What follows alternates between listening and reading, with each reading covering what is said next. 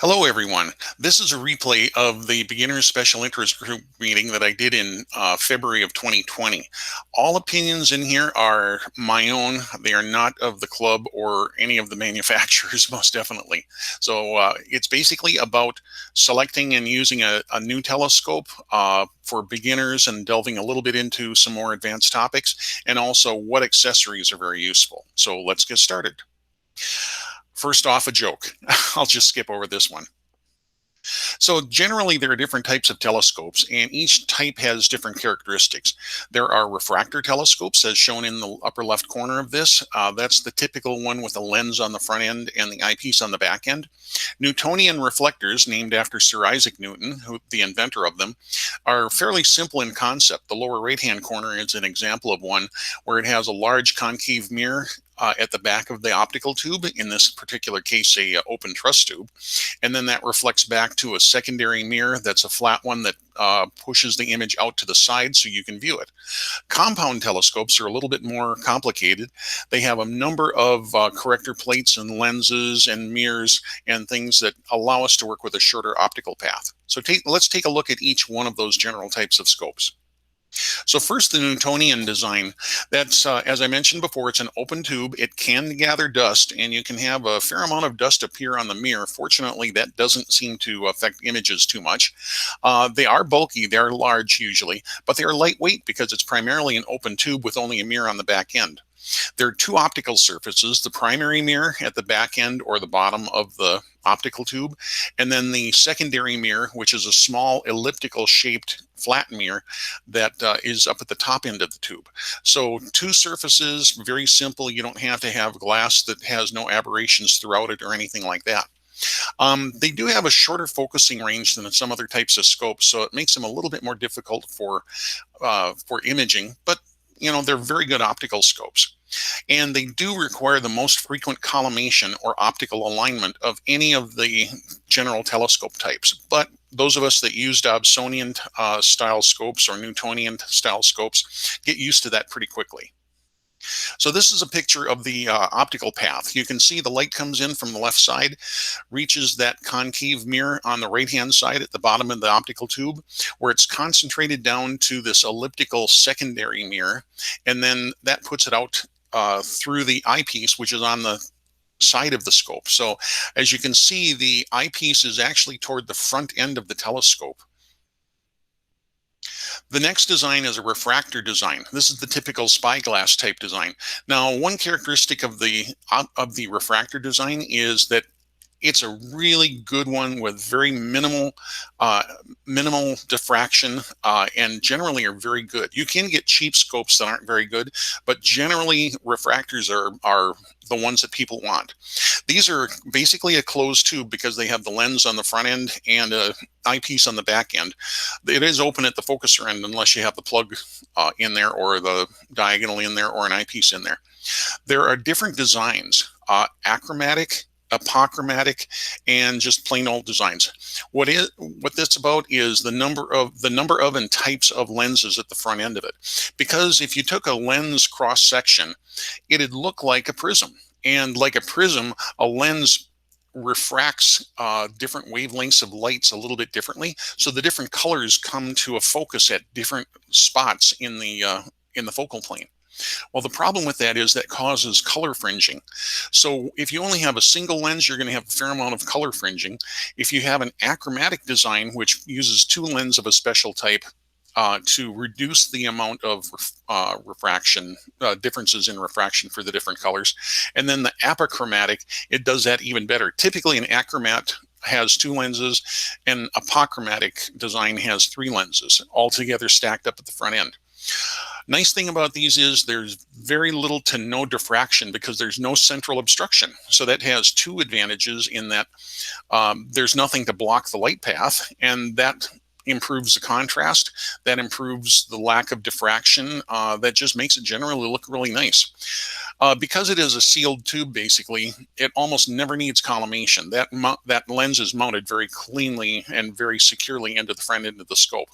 Thing about refractors are they're expensive, as you can see by some of the example prices on here, but everybody wants one, whether they have a Newtonian or they have a compound telescope, they want to have a refractor because of its characteristics.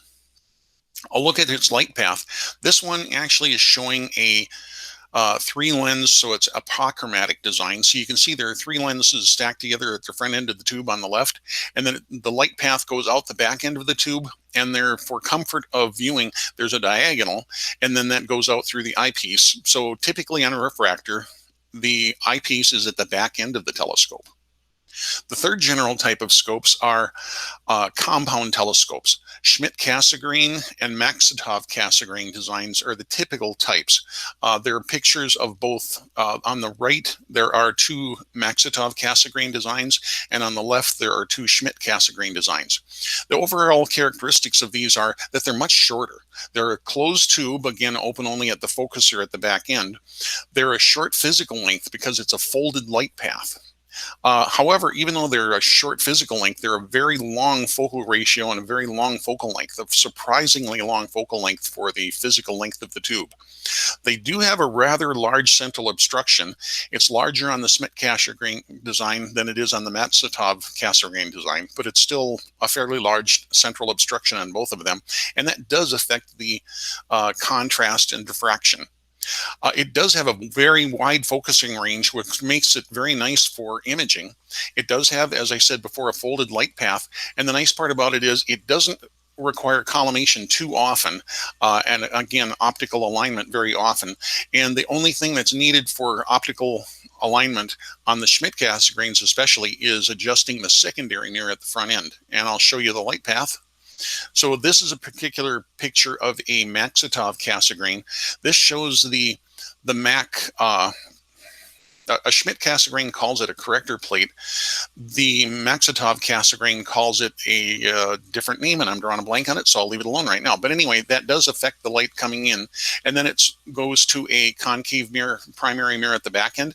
And in this case, there's a small reflective spot on the back side of that front corrector plate, and then that reflects the light back out through the back end, again to a diagonal and to the eyepiece. Moving from the type of scopes to the types of mounts, there are two general types of mounts: altitude azimuth mounts and equatorially mounted mounts for telescopes. So the alt-az is just what it says: up, down, left, right. Those can be available in tripod types and also can be in something called a Dobsonian mount, and we'll talk about those in a little bit more detail. Generally for photography or astrophotography, you want to have an equatorial mount, typically a German equatorial mount that does that. And there are also fork mounts available. Let's get into a little bit of detail on some of those. On the alt-az designs, the characteristics are basically it goes up, down, left, right. The picture shown on the screen right now is one of a computerized side mount, and it goes up, down, and left, right. The thing is, it's easier to understand. There aren't any weird angles that you're having things point at. But the problem with these are that they don't rotate with the sky. So the problem is you can't really use this for photography. Maybe 10, 15 seconds or something like that. But after that, it'll start twisting the image in the sky, and you'll get trails instead of dots for stars. But the nice thing about it is generally you don't need to rotate the optical tube assembly for a Newtonian or the star diagonal for Schmidt-Cassegrains, because it's always pointing in the right direction no matter what part of the sky it's pointing at. So that's a quick overview of the alt-az type design. I mentioned earlier Dobsonian telescopes. Pictured here is John Dobson, who was the originator of the San Francisco sidewalk astronomers. Started that a long time ago in San Francisco, obviously. He did pass away on January 15th, 2014, so a few years ago. But he had pioneered the concept of having very cheap, very large light buckets. He's shown with working with someone building one, simply showing simple cardboard tubes for the optical tube assembly, simple plywood for the base. You can even see the spider, the part that holds the diagonal mirror, is made out of some wood pieces, small pieces of wood. So it can be made very simple with household particles, household materials. On the left is a picture of one that the editor of Sky and Telescope magazine had put together from those same type of materials and plans a few months ago in April 2020. Another set of shots of how John Dobson made the original ones very cheap. Um, the assembled version is on the left hand side. The picture just to the right of that large picture shows a record. That's the azimuth bearing. So a couple of pieces of plastic on the bottom and a record to make a bearing surface. Put those together with the mirror box on top, or the rocker box on top of it. He even used a binocular eyepiece as an eyepiece for it. And for a finder, a simple little piece of wooden bracket with a couple of holes in it. So you can see they can be made very, very cheaply. Moving on to more professional things. So this Dobsonian type of telescope has the problem that it's not equatorially mounted. You have to, as stars are going across the sky, as the sky is rotating over us, you have to step up and over, up and over, up and over, and then come back down. So the trouble is, that's not one clean motion in one axis. It's a motion in a couple of axes. Well, there is a variation for Dobsonians that you can use. It's called a equatorial platform. It basically tilts the scope at a slight angle and it tracks the sky so that you can track using one single axis. So it does add a few inches of height to the scope because it's a mechanism that sits underneath the telescope base. They are fairly expensive commercially, but they can be made at home pretty easily.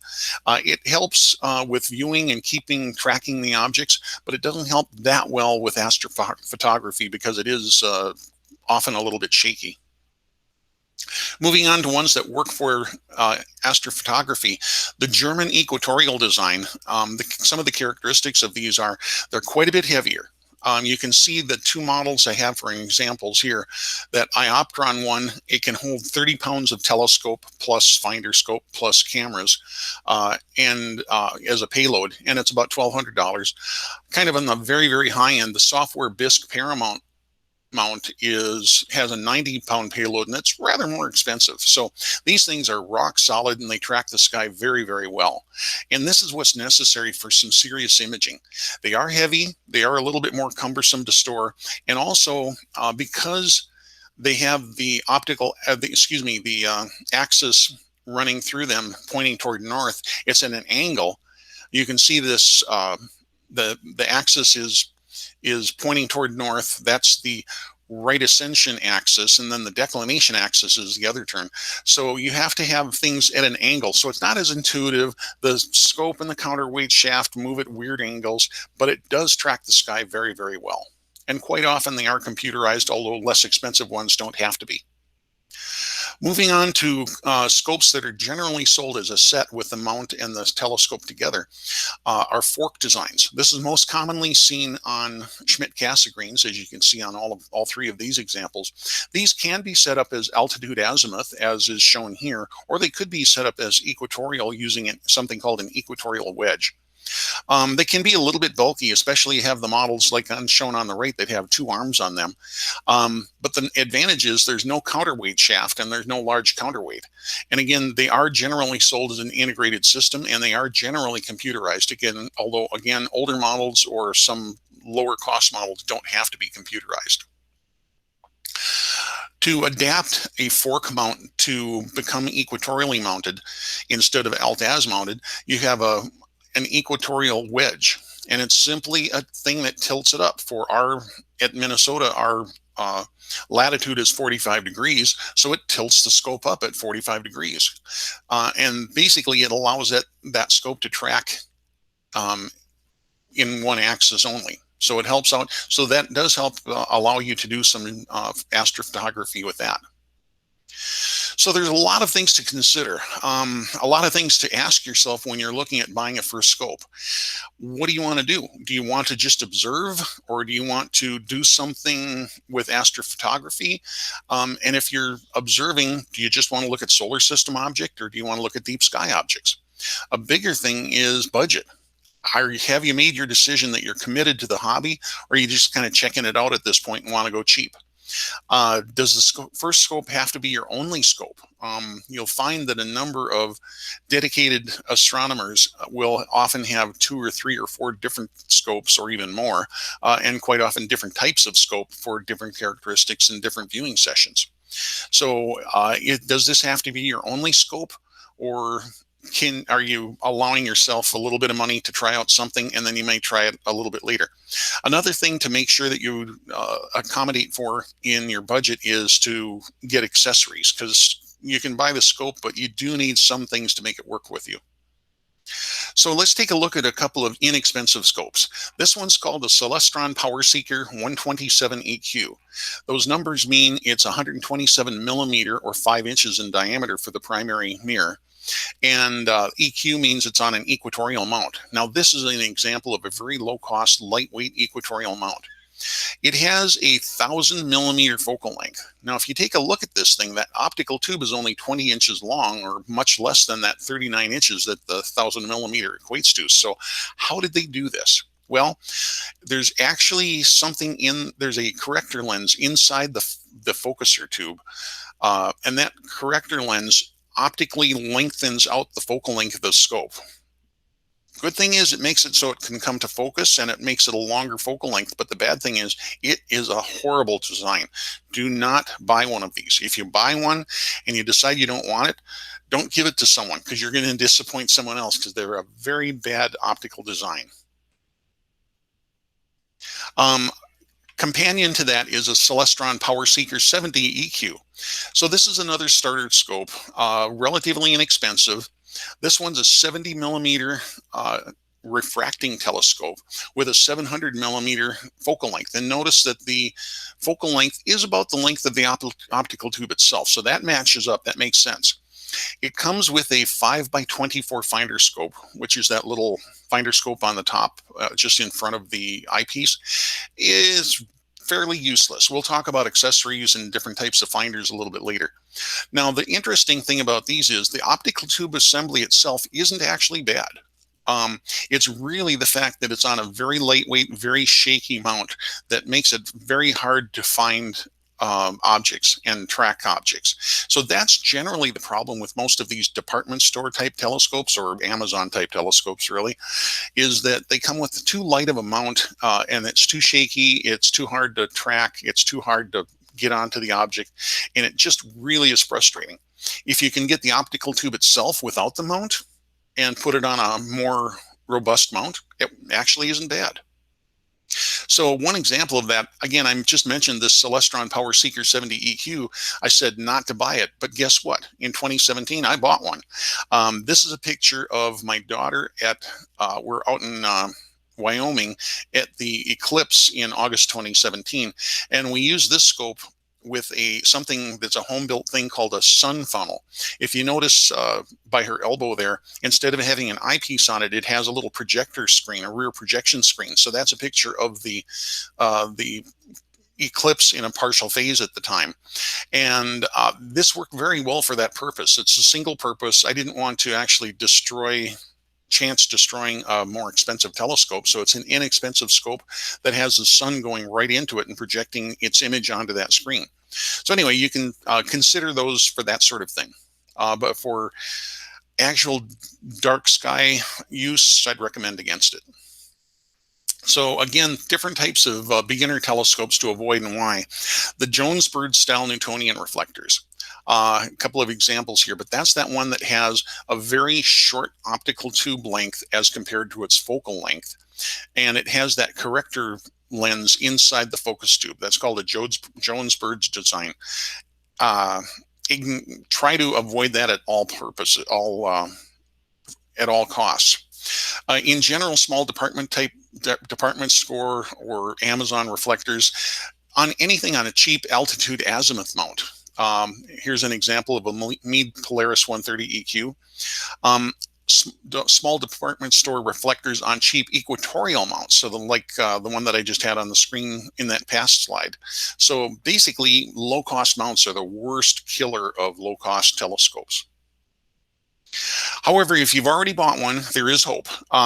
This is an example of a wooden alt-az mount that I adapted onto an existing tripod for an existing telescope. So you can take one of those low-cost scopes, and if you have some woodworking skills, you can actually build an alt-az mount that's more robust, and it doesn't track, but it does allow you to point the scope pretty easily. And if you add where I have that shaft in the middle of that disc, if you add a tension spring on there, you can actually end up adjusting the tension and adjusting the friction as you go up and down, so it'll stay located where it's supposed to be pointed at very easily. And we had the article in the February 2011 Gemini if you wanted to build one. So let's take a look at some scopes that you'd like to buy for beginner scopes. So here are a few examples of some good big bang for the buck type non-computerized starting scopes. The very first one is from Astronomers Without Borders. It's called their One Sky telescope. It's a 5-inch or 130 millimeter diameter, and it's in a short tube, but that's okay in this case because the short tube extends out on those two poles to the right focal length. So nice compact scope for carrying around, and it's about $200, and that's an excellent cost. A number of MES members have those. It's a great little portable scope, low cost, good value for what it is. Another one is the Orion Star Blast. This one's actually used in the library lending programs, where it's modified a little bit with a zoom eyepiece on it, and things that could be taken off or moved or lost are fastened permanently onto it, so it can be put out as a lending scope from an actual public library. Relatively inexpensive scope, so it can't see dark, deep sky objects, but it's good for working with, and it's relatively inexpensive, and it's a nice, robust mount for this size of telescope. Moving up a little bit are the larger Dobsonians. So I've got depicted here a 6-inch and an 8-inch diameter Dobsonian. These happen to be from Orion, but there are good ones from a number of other vendors as well. These again are a little bit bulky, but they're a good bang for the buck, and they generally come well equipped typically. So those are the typical type of starting scopes, and actually those Dobsonian scopes that I just had on, they could work for many years and you'd be happy with them. While I was researching some of those inexpensive scopes to have examples, I ran across ones I hadn't seen before. This is called the Celestron StarSense Explorer series. They were recently put out, but what they do is they came with a bracket to mount your smartphone on. And that bracket has a mirror that allows the camera on your smartphone to look at the sky pointing in the same direction as the telescope. And then on that smartphone, they have an app that acts as a finder. So you can see two examples of this. They actually have 4 different scopes. One is a 5-inch or 130 millimeter f5 Newtonian reflector, so it's not the Bird-Jones type one, so it's a good reflector. And the one on the right is a refracting telescope, 102 millimeter or 4-inch f6.5 refractor. Again, they're both about the same price at about $400, and that includes the license for that app on your phone. Actually is not a bad value if you want to go that route. I have a couple of slides on information. When I first learned of this, I saw on Cloudy Nights there was a huge discussion thread on this, probably 15 plus pages talking about it. So I won't spend time going through all of these. You can pause the recording and read any of this, but you can simply go to cloudynights.com and on their forums search for StarSense Explorer, and you'll find this entire one. Number of questions and answers within that discussion forum about how it'll work, what are the light pollution limits, how tolerant is it to kicks and vibration, things like that. And a few more questions here about disruptions. So that first answer is, it talks about plate solves. That means that it's taking a picture and it's comparing the picture that it takes with its internal maps and determining where it's pointing. So it actually ends up working pretty well. Also, there were some user comments from a user, Mike, from a telescope store in Denver, and he was talking about using it, and it worked as was advertised.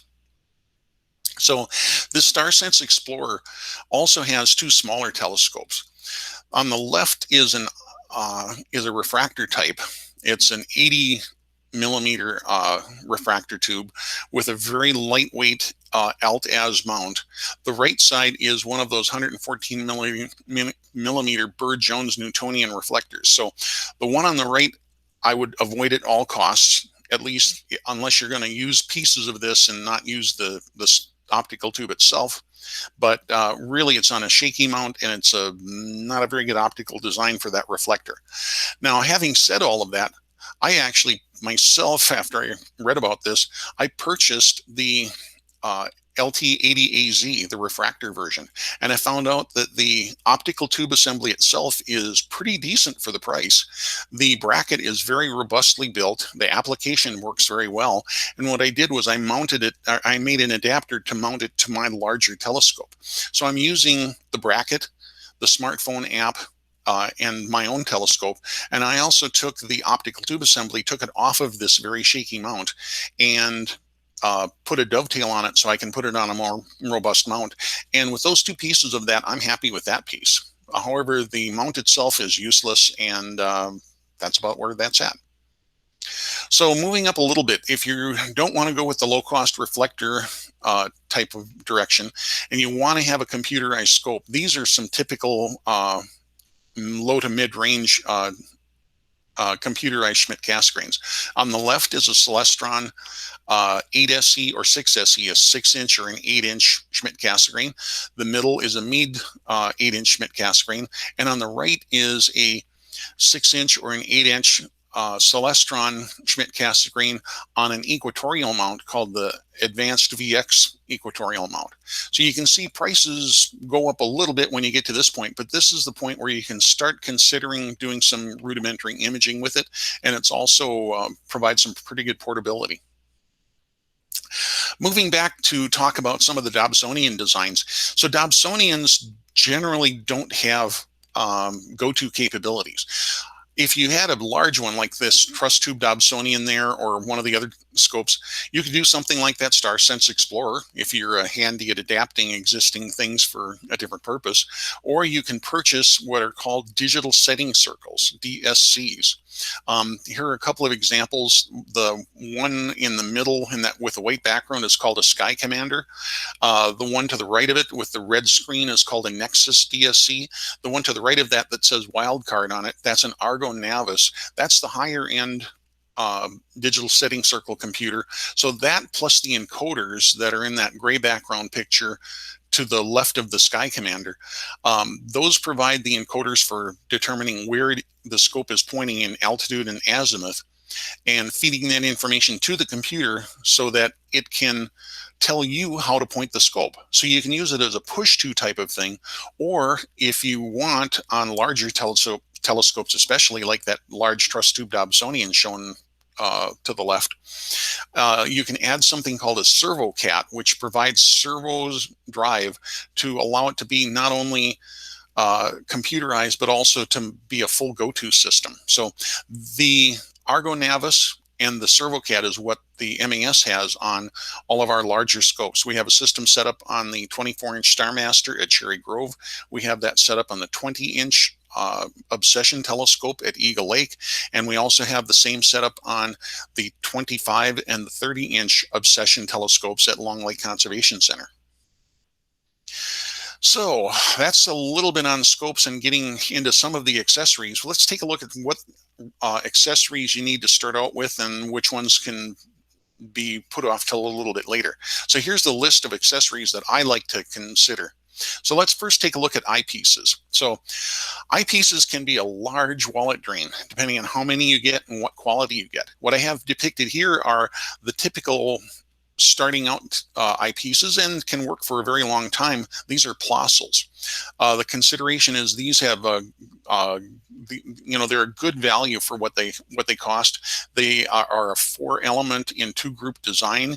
They typically come as coated lenses, so they have that reduces the internal reflections, and they just provide a good value for the money. The overall considerations of eyepieces are: what is the focal length, and what that means, what's the magnification, what's the apparent field of view? Like when you look through the eyepiece, how much does it look like you can see? Does it look like looking through a soda straw, or does it look like looking through a porthole? A really wide one.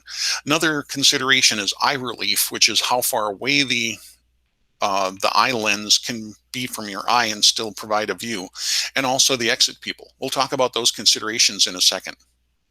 So the first one is focal length and magnification. So basically, you take the telescope's focal length, say it's a 1,000 millimeter focal length, and an eyepiece focal length, a 10 millimeter focal length. You divide 1,000 by 10 and get 100 power. From practical examples here, a Celestron C8 Schmidt-Cassegrain with a 2,032 millimeter focal length. As you can see, that because of that folded light path, even though it's a short tube, it has a very long focal length. If you take that 2032 millimeter focal length divided by a 24 millimeter teleview panoptic, and you get about 85 power. A small telescope, this Astrotech AT72, is a very short 72 millimeter refractor. And that gives me a 432 millimeter focal length. If I divide that by 24 millimeter teleview Plossl, or panoptic, excuse me, the same one, that'll only give me 18 power. So the magnification is definitely related to both the focal length of the telescope and the focal length of the eyepiece. So you can come up with a good selection of eyepieces for different magnifications, just depending on what you do for calculating it. I mentioned field of view. So you can see on these gray at the bottom here, you can have one that looks like a soda straw. So you can have an actual field of view of like a half a degree and an apparent field of view of 30 degrees. So this is the 30 degrees is the apparent field of view. So that's how wide it appears in the eyepiece. Or you can have a Plossl, which would be about 50 to 52 millimeter, or excuse me, degree field of view. Or you can have a premium eyepiece with a 60 degree field of view. So you can see, if you look at the very left-hand one, that was an actual field of view of a half a degree, an apparent field of view of 30 degrees, and you move to the right side, that's an actual field of view of 1 degree. So it's twice as wide as that half a degree moon. Excuse me, the actual field of view 1 degree, so it's twice as wide as the moon, and the apparent field of view is 60 degrees. So you can see the moon is the same size, but you've got a lot of black space around it. In the center, the actual field of view a half a degree, the apparent field of view 60 degrees, so you can fill up the moon and get more detail. Above that in the red box, to calculate this, you take the eyepiece's apparent field of view, which is well, if it's a Plossl, it's 50 degrees. And other designs, premium designs, they'll tell you what the apparent field of view is.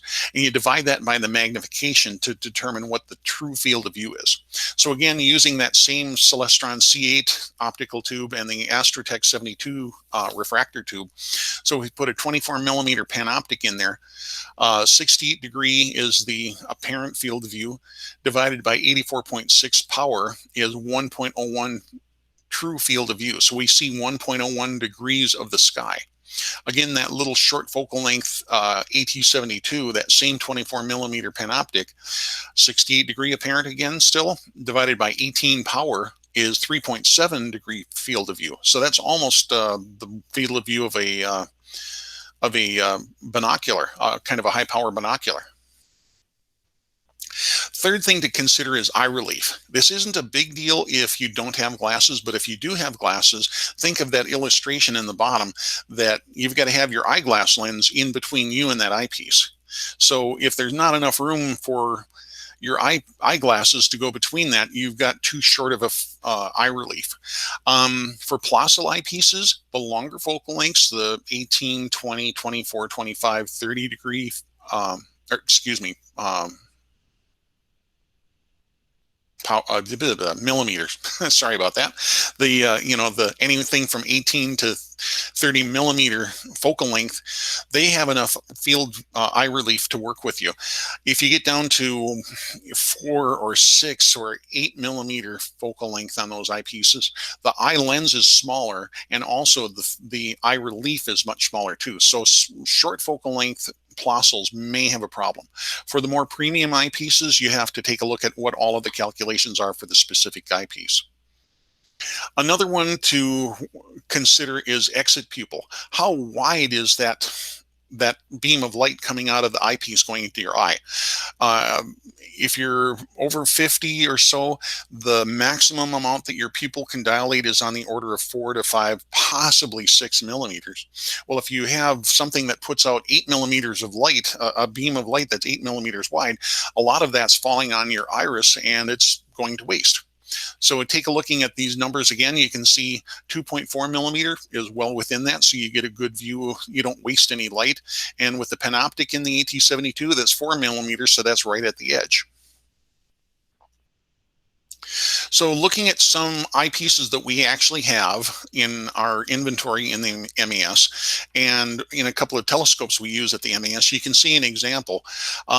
So these are ones down at Cherry Grove, the 24-inch Starmaster, the bad, and in the 16-inch LX200 Classic, also at Cherry Grove. So you can see the various focal lengths range from 55 down to 10 millimeter. The apparent field of view on these premium eyepieces is much larger than we talked about. You notice the 50 millimeter of a TeleVue Plossel 55, 82 degree of the Nagler, 68 degree of the Panoptics, and 100 degrees of the Ethos. So these have some very wide field of views, kind of looking at a space portal. You can see they have different magnifications, so you determine what the field of views are. So you can see we have a range of eyepieces on a couple of different scopes that give us pretty different characteristics.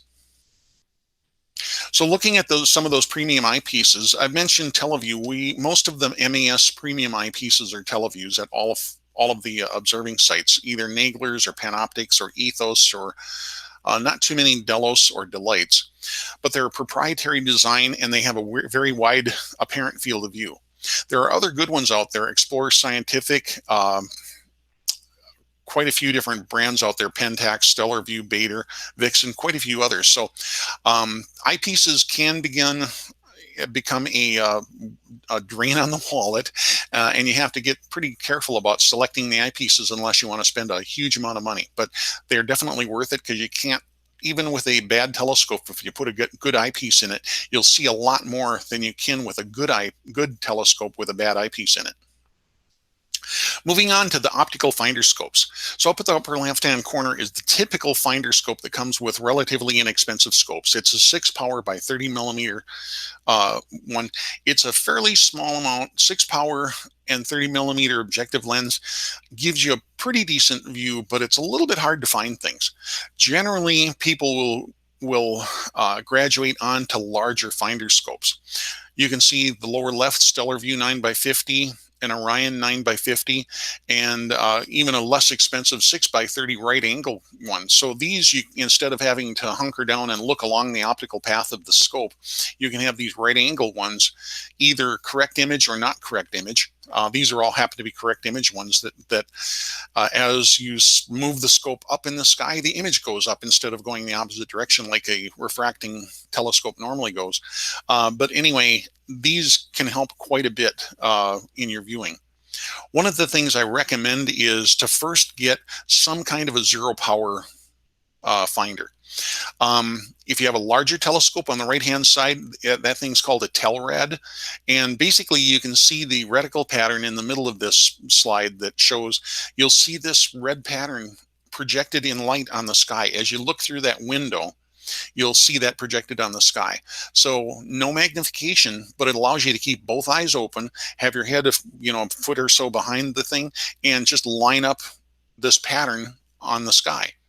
If you have a smaller telescope, there's an equivalent called a Rigel Quick Finder. That's the thing right below that Telrad reticle pattern. That one stands up a little bit off the tube. It's a smaller one, a little bit harder to see it. It's approximately the same price, but it provides a target as well.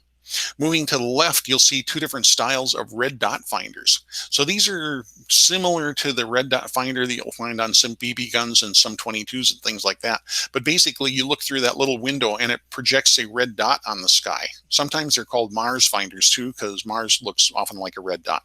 But I recommend having one of these on your telescope because it makes it getting in the vicinity so much easier. And to be able to get into the vicinity, you have to be able to read the charts. And to read the charts, you have to have a flashlight. You can go very inexpensively getting an LED flashlight and either using fingernail polish or paint and paint the lens, or you can get a plastic film like monocoat for coating from covering model airplanes or something like that and putting it behind the lens. So there's a number of things you can do. The one I like the most is the Celestron in the that picture on the right hand side, which has two LEDs in it, and it's a variable light, so you can get it very dim once your eyes have adapted. And also what I do is I take the plastic lens and I put a couple of layers of Scotch tape on them to diffuse the light out so it's a more even light. But you can do a lot of things with flashlights, but bottom line is you pretty much have to have one. What you have to have it for is to be able to see the what's in the sky. So for planispheres, and that the planet isn't for planet, but it's really for a plane. So it's showing what a sphere looks like on a plane. And that's where the root of that word comes from. You can go from anything from free do-it-yourself, build-yourself ones. That Uncle Al's star wheel is one that you can get paper, print it out on heavy paper and put it together yourself, and it works very well.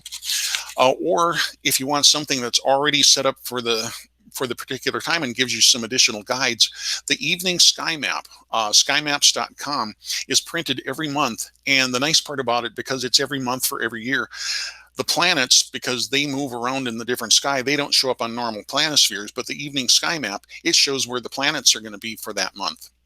Moving to the right are some star wheels or planispheres. Sky and Telescope makes one. There are a number of other ones out there that actually even range from 4 inches to 8 inches to 16 inches in diameter. But it's really useful having a planisphere to find out where you are looking in the sky and what's up in the sky on any given night. Together with that, you'll probably want to have star charts or star atlases. A popular one is the Sky and Telescope Pocket Atlas. I think it's around $20 or thereabouts.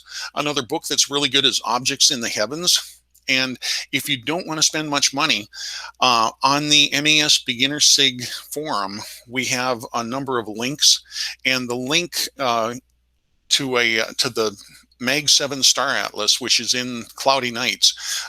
You print these out. Preferably, you can print it on any inkjet printer, but it looks a little bit better on a good laser printed printer because there is some small type and small imaging on that. But it's approximately 15 or 16 pages. You can put them in page protectors, and you can pull them out and hold it up to the sky at the right orientation. And these work out very well for me, for example. Of course, being it's 2020 when I'm recording this, apps and programs, apps for smartphones and programs for planetariums, or planetarium programs for PCs and things, are very popular. There are a lot of them out there, both purchased ones and for free. So one thing we get a fair amount of dew. Remember, when it's a clear sky, quite often there's going to be dew at night, and you have to take care of it or you'll end your viewing session prematurely. You can start out with a cheap 12-volt hairdryer, or if you have a long extension cord, a regular hairdryer. But quite often people want to equip themselves with dew control, a dew shield on the Schmidt-Castle grain, or a refractor, or dew heaters on those as well. Here I've got some examples of both commercial ones. So if you look above that AstroZap thing, to the left is a commercial eyepiece heater. It has Velcro and it wraps around an eyepiece. You can home make these as well. The right hand one has a fairly ugly piece of white wire with it, but there's a resistor ladder in there, and then it's covered up with some duct tape Gorilla Tape. So you can use that and then wrap it around your eyepiece. So lower right-hand picture is showing those two in use, actually. So you can go more expensive or you can go less expensive. One characteristic that you have to worry about with the commercial eyepiece heaters is you have to have a dew heater controller to reduce it, because these have a lot of wattage in them. And if you just plug it in directly to a 12-volt source, it will get way too hot. You don't have to have a lot of heat. It just has to get a little bit above ambient to keep the dew off. So this AstroZap is one brand of controller, plugs into a 12-volt battery, and then then the dew heaters plug into that, and you can control them with a rheostat. Of course, you've got to have the power, so you can plug it into your car if it's nearby, or you can use pretty much anything. You can use something like the Celestron power tank, or they have a new version that's a lithium battery, so it takes up less space. Or if you're handy, you can make something like that one in the center, or you can take a jumpstart battery and add a few jacks to it and make your own. So there are a lot of things you can do for powering dew control. Even though we like to view in summer, there's quite often we're going to go outside in the fall and the winter times when you're going to get a little bit colder. So keeping warm is really important, obviously. Remember that because astronomy is a fairly, well, you're not moving around a whole lot. You do feel the cold a lot faster than if you're just outside in a winter day during the sun, because there's no solar load, obviously, and you're not moving around much, so you get colder faster. It feels like it's 10 to 20 degrees colder than it really is. So one thing that's nice is getting mittens with the flap that can go over these open fingertips, and also just get the those little heat packages, those little hand warmers that you can get at any outdoor store. So a lot of things like that. Also, for staying comfortable, some kind of a specialized chair. You can go inexpensive with the homemade one that's shown here, a Denver observing chair, or you can go with one that's really nice. There's one from Cat's Perch, which is the center picture here. And then you can also go with a metal one. Astronomics has one, and also the one that's depicted is actually a musician's chair that's a little bit less expensive, available on Amazon. Why do you want to be sitting? Especially if you're not as flexible as you used to be when you were younger.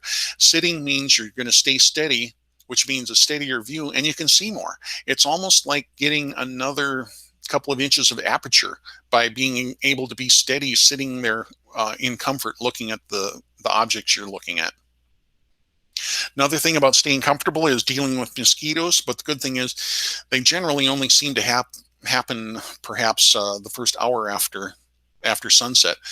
Have some repellent with you, and if you want, there's something called the bug shirt. It basically covers you up. It's got elastic at the waist, it's got elastic at the hands, and it has a hood that covers up with a zipper that you can open up to get at the eyepiece. For Newtonians especially, you have to maintain optical alignment or collimation.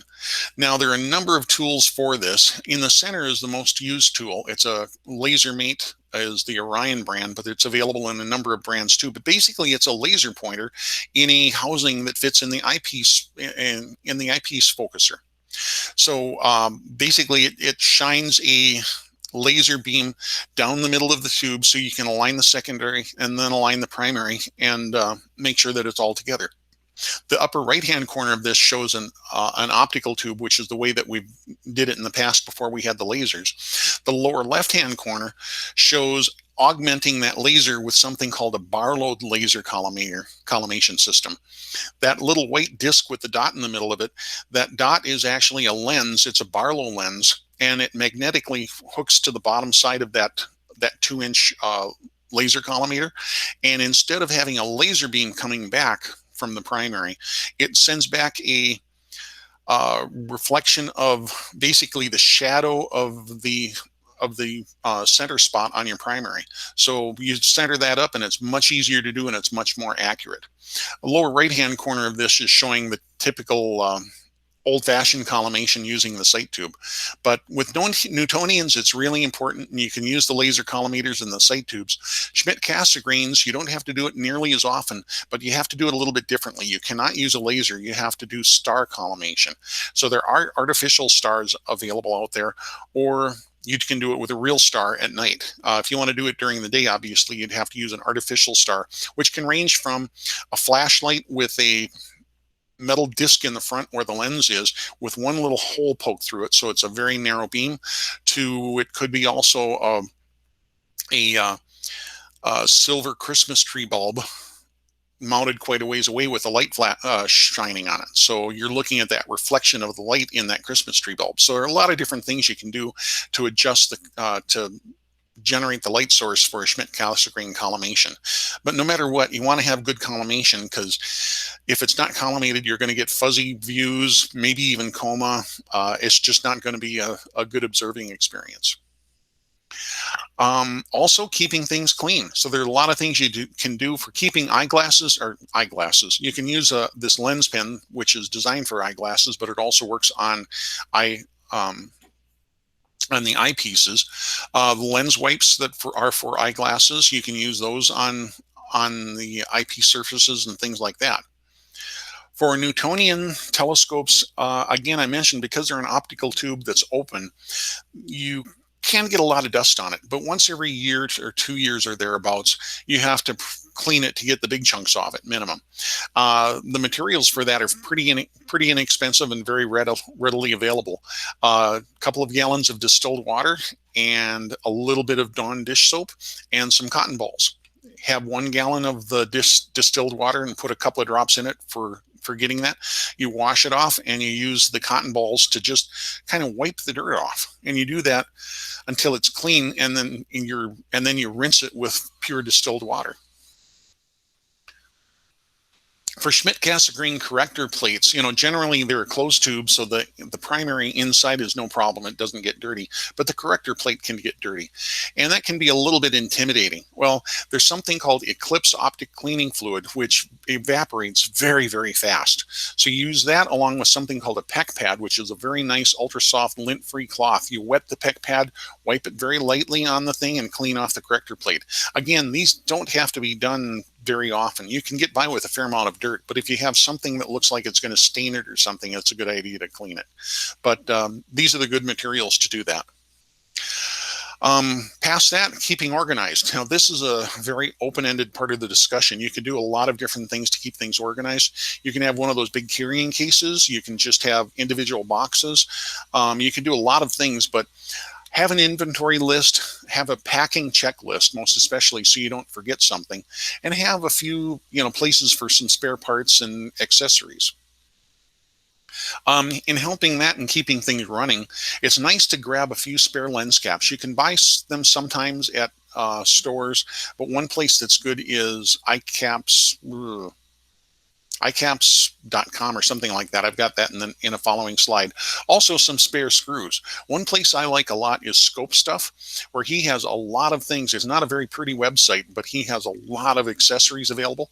This particular one is a little bag with a assortment of color-coded nylon set screws, so that I can use those as a reference, and then I can have another collection of set screws over time, so that I know which one I have to get or which one I have to buy at a hardware store if I lose something. Also, if you have anything with electronics, if it's got the digital setting circles, or if it has dew heaters, or if it's a computerized scope or things like that, it's nice to have a small, inexpensive multimeter around. Some things for emergency repairs like electrical tape or duct tape, and some small tools, things like that. Again, these aren't necessary, but it's nice in case, especially if you're going on a long observing session over a couple of days. And of course, a lot of things run on batteries, so have spare batteries. Nice way to store some of them, like AAAs, they can be stored in an eyepiece case, or even AA's can be stored in a larger eyepiece case. And finally, adapting and fixing, finding the various widgets. I mentioned scopestuff.com is one place that I love. Eyepiececaps.com is what I was trying to see a few seconds ago. Another site that's good is Agena Astro, and also astrosystems.biz. That gold color laser collimator with the Barlow attachment I mentioned earlier. That one came from astrosystems.biz. And for a lot of other links, go to our webpage in the beginner SIG forum. Right toward the top, we have a tagged one that I have dozens and dozens of links of places you can go to, including these ones to the left. And with that, I think that covers it. So again, take a look at what kind of a scope you're looking for. What do you want to observe? Do you want to do planetary? Do you want to do deep sky observing? Do you want to do just visual? Do you want to do imaging? Really, the best advice I can do, besides all of the stuff we just went through, is go to one of the star parties, meet up with some of the other MES members, talk to them, see what works for them and what doesn't work for them, what they like and what they don't like. Everybody is willing to give you an opinion, and you can integrate a number of those opinions together and figure out what's best for you. So I hope this presentation was of some use to you, and we'll hope to see you at one of our star parties coming up soon. Bye now.